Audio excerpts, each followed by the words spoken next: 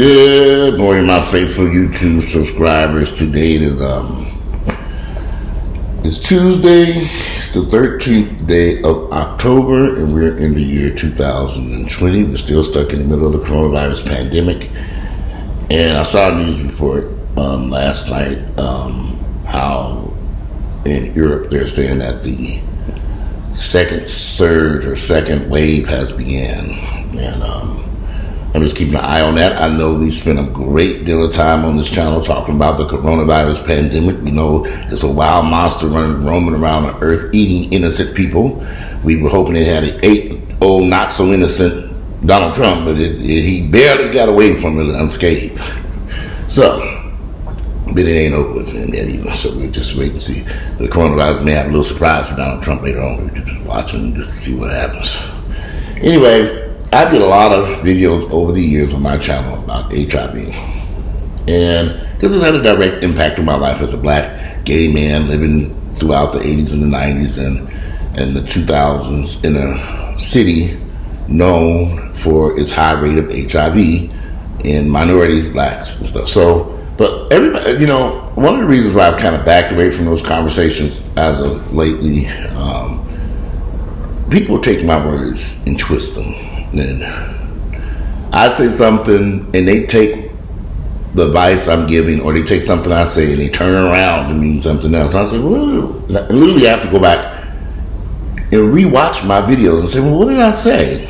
Now I'll go back and listen and say, okay, where is this person getting this information from? Because I watched the video and clearly we must have watched two different damn videos. I didn't say anything, what they were saying, I said it was not true. So people twist my words and say all kinds of crazy shit. And it becomes to be, it starts to be a headache. I said, damn, it's just twisted, choking me. Starts to be a headache.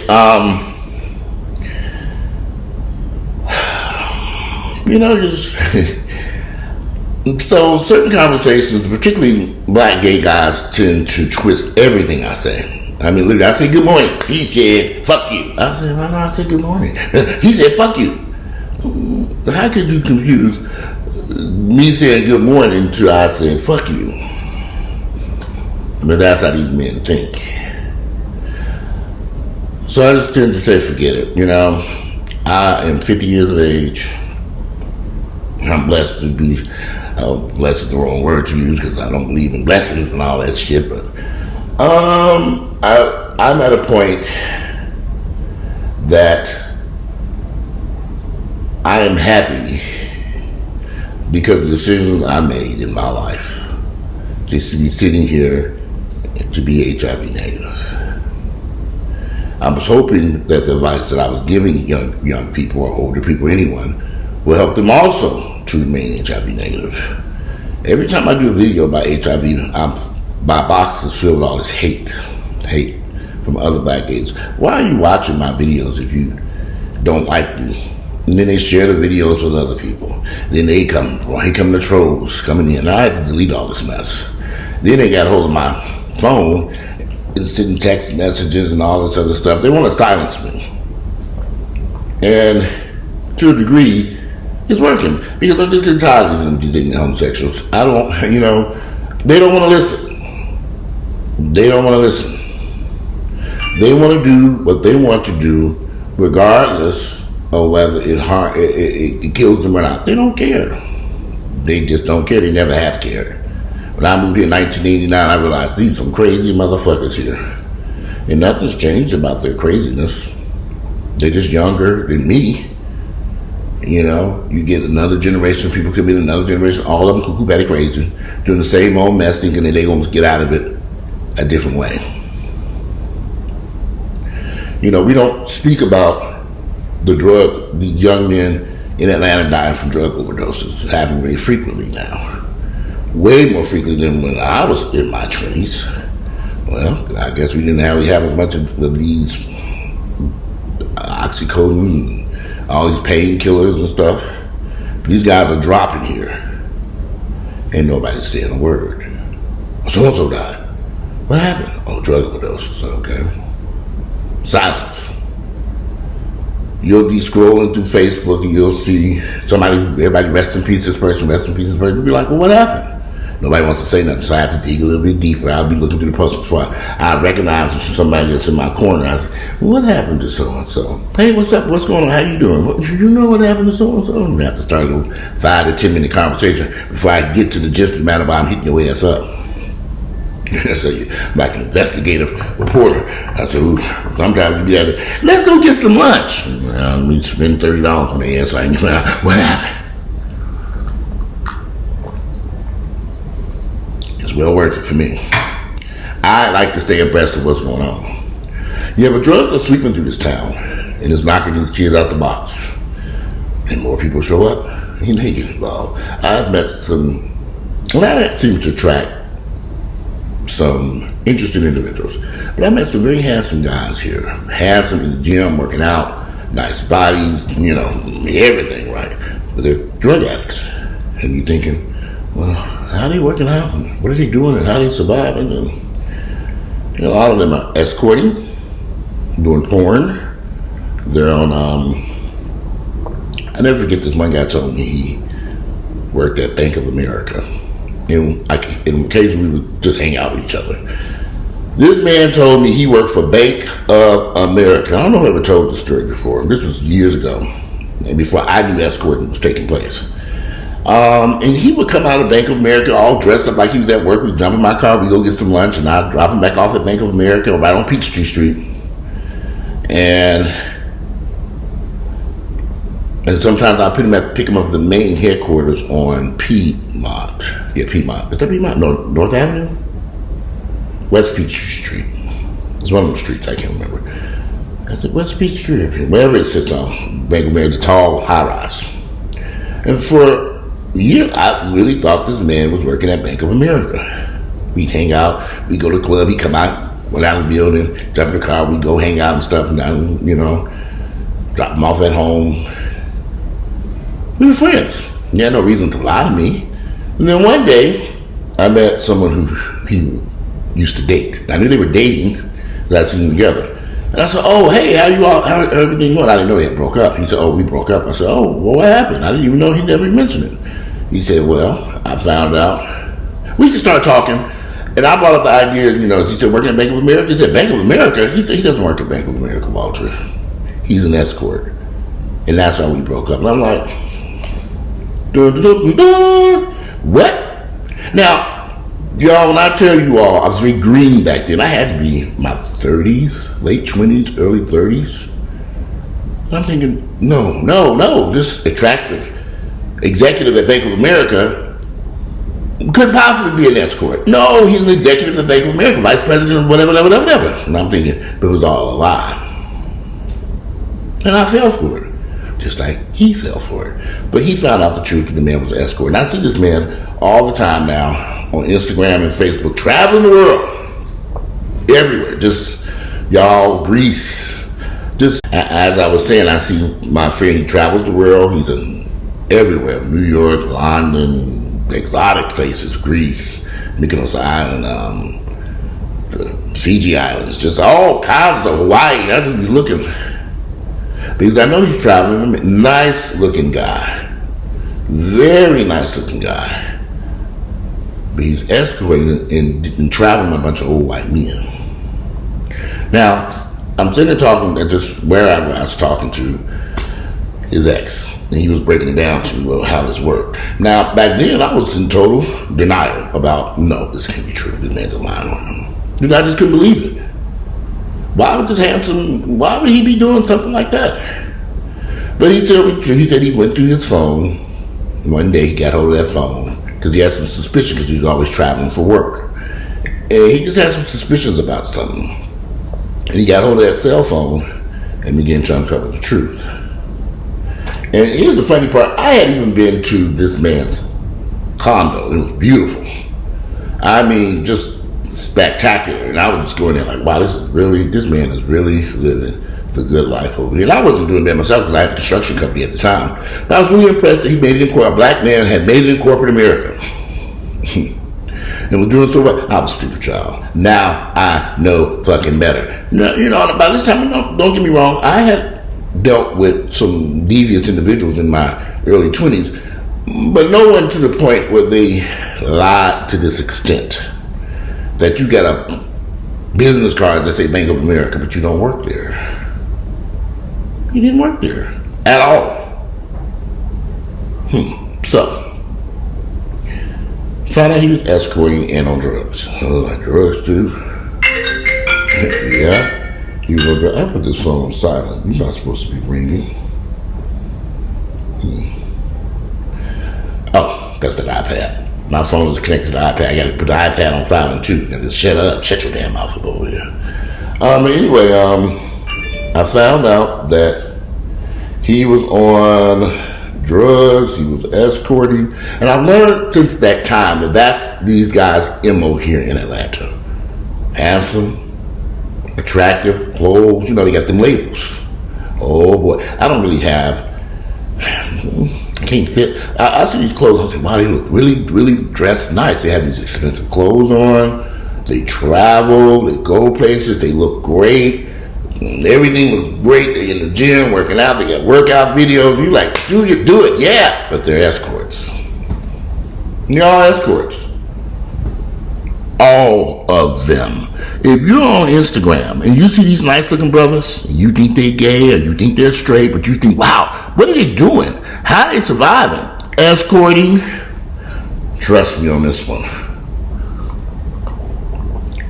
I started doing my research on that shit after that situation happened between me and I almost said his name. They're escorts, all of them, selling themselves. I did this videos about this before when I jokingly called it the Tina Turner's hit song. What was the name of that damn song? Tina Turner. Dance Anthem? Private Dancer. I had to sing lyrics in my head. Private Dancer. I did a video about this. But seriously, this is what these guys are doing. Now, we're in the middle of the pandemic.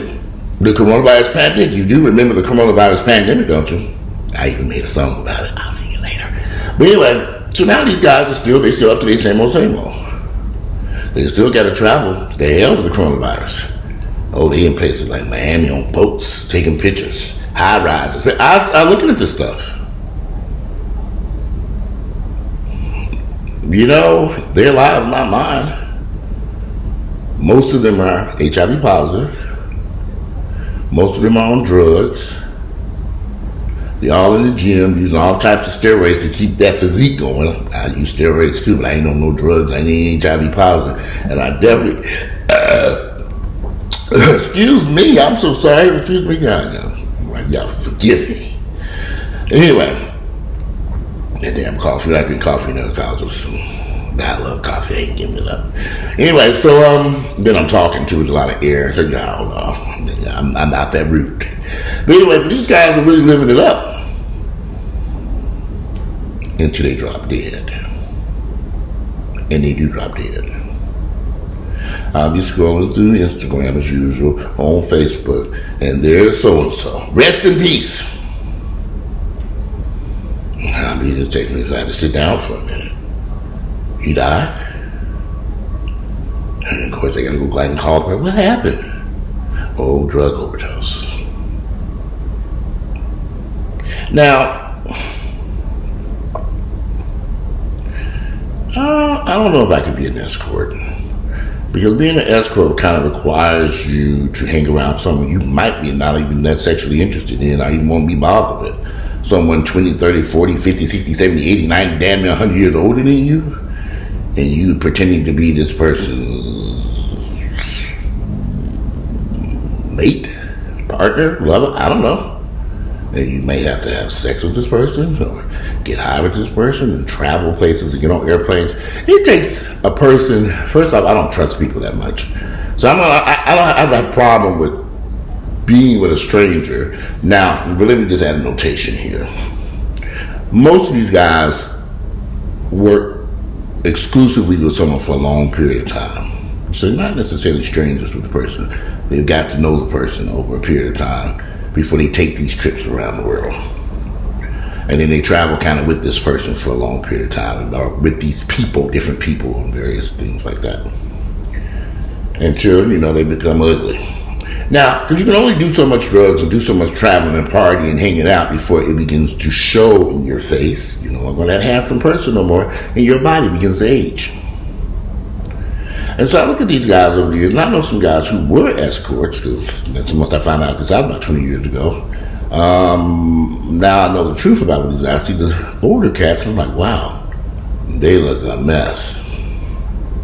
Drugs, liquor, partying, escorting, hanging out all night, traveling all over the world, not resting, your body begins to take a hit.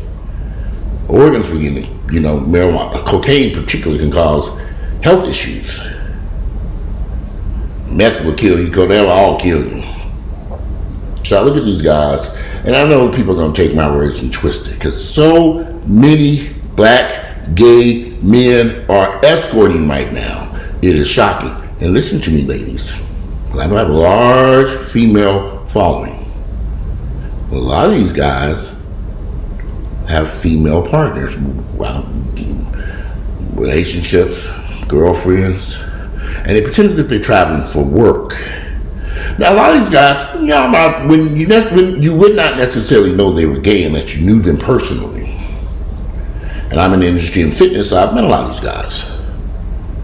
And some guys I thought were straight, and then I found, oh, he's gay. And an escort. I said, okay.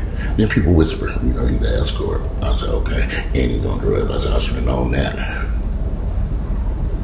Nice looking guys. 200,000 followers, 500,000 followers on Instagram. And you'd be thinking, well, what do you do for a living? How do you earn an income? Traveling all over the world. It sounds like fun at first. Into the drugs, the liquor, the traveling, the sex with 90-year-old white men. Well, it just ain't for me. It's rather dangerous, I think.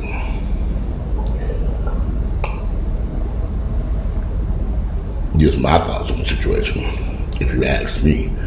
But some people, and I'm finding a lot of younger guys, are interested in this business. I want to be an escort. You want to be on what? Well, so-and-so does it. He makes X, Y, Z. Show me the bank statements. They really well could be making, I don't know. And then they take pictures on Instagram trying to school y'all. They act like they're actors in movies, taking photo shoots or the photo pictures. They put this image for it on social media that really makes you think this is a socialite or they're doing something, but you still don't know what do they do, what do they do, how do they make any money? They're escorts, they're prostitutes. I don't know what they make per night, per day, per visit, per trip. I don't know. But I know one thing. One of my associates I've known for years used to be a stripper here in Atlanta. Married to this white chick. They are married. He went on a cruise to the Mediterranean with this older white man. 3 or 4 month cruise. This particular white guy had this dream vacation and took it with this black guy. And they went on this cruise ship 3 or 4 months throughout the Mediterranean and all this stuff on the exotic cruise ship. When he got back to the United States, the guy brought him a Harley Davidson cash, a motorcycle, for him going with this guy. So I remember thinking, he got this, not a motorcycle, he brought him a Jeep Wrangler, big wheels, brand new Jeep, for him traveling. Well, on top of the fact, of course, the guy traveled for free. So I asked him, I said, okay, that guy brought you this Jeep. What did you have to do to get this Jeep? He's like, what do you mean? I said, did you have sex with him? I said, because people just don't take people on expensive cruises for 3 to 4 months because he had to give you income. You had to replace the income you lost, pay care of your trip over there, food, whatever, and then he brought you his motorcycle, still pay your rent at home. And he's like, what you think? I said, okay. And we left it at that. I'm thinking, yeah, you fucked this motherfucker many times. I'm thinking, you fucked that whole white man? And then I thought about my little bit of time I served in prison. And there was some old white men in there. And them niggas was tearing them old buzzers up. Fucking them. Literally. Old white men. That you walk around and say, who's that? And they was in there fucking them. Niggas would stick their dick in any damn thing. Is when I was trying to figure that out. There was one incident that happened. This was 30 years ago. My memory fades. All these guys, nice looking brothers, was fucking this old white man, and somehow or another, an outbreak of syphilis or gonorrhea broke out in the camp, and the white old man identified all the guys he had sex with. And of course, the guys were denying it. I didn't fuck him, and they take him into the health department. Sure enough, they tested positive for gonorrhea, syphilis. They had to treat all these niggas. It was about 30, 40, 50 of them. Something outrageous that all had fucked this man in his ass. I remember sitting back thinking, I was about 19, 20 years of age. 21. And I looked at the nasty, but some of the guys were never going to get out of prison any damn way. They were never going to get out. They were in there for life. Life plus 100 years. They weren't getting out. So, unless a miracle happened, y'all be careful what you see on Instagram and what you see on Facebook. Be careful, because everything you see ain't what you think it is.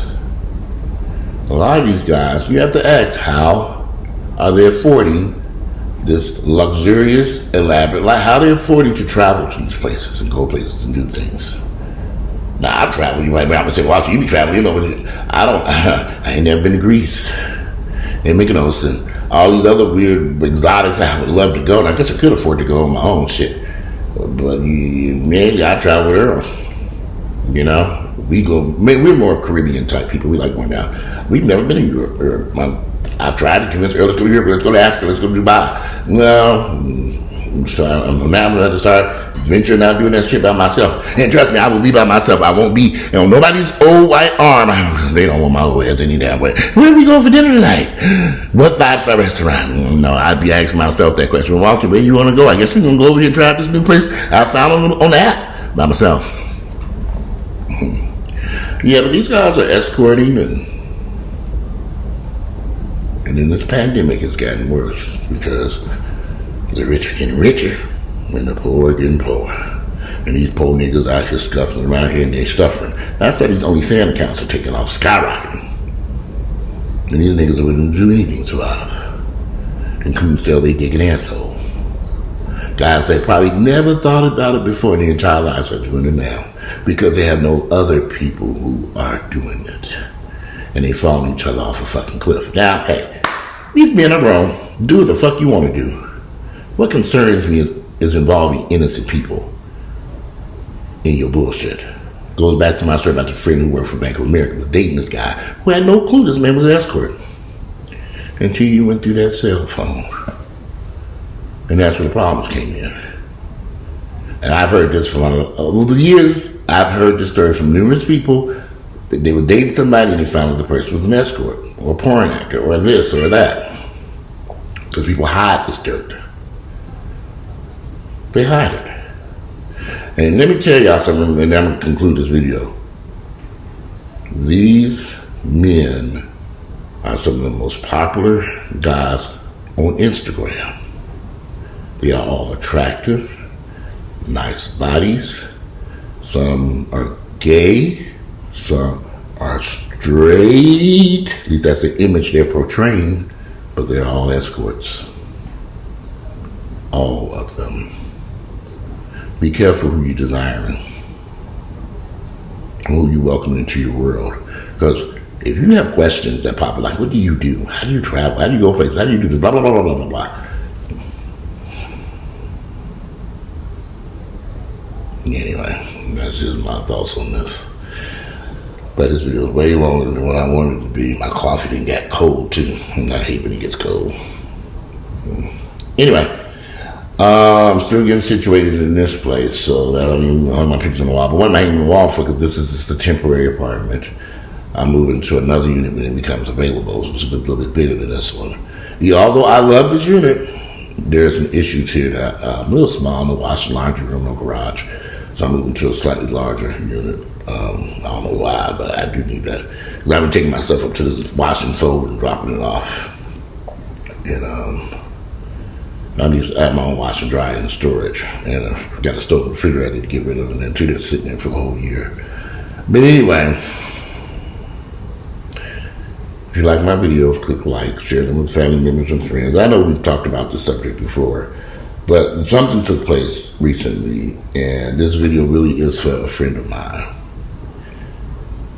Everything that glitters ain't gold. And you know, we have to be careful who we invite into our lives, particularly based off their social media presence, which is all a fucking lie. It's all a lie. Insta-lies is what I call it. That damn Instagram is the devil. You don't know what to believe on that shit. But anyway, I'm out of here. Today is Tuesday, October 13th. The year is 2020, and I'm out, and enjoy your Tuesday. And get out and vote like I did yesterday. Vote, vote, vote, vote, vote. All right.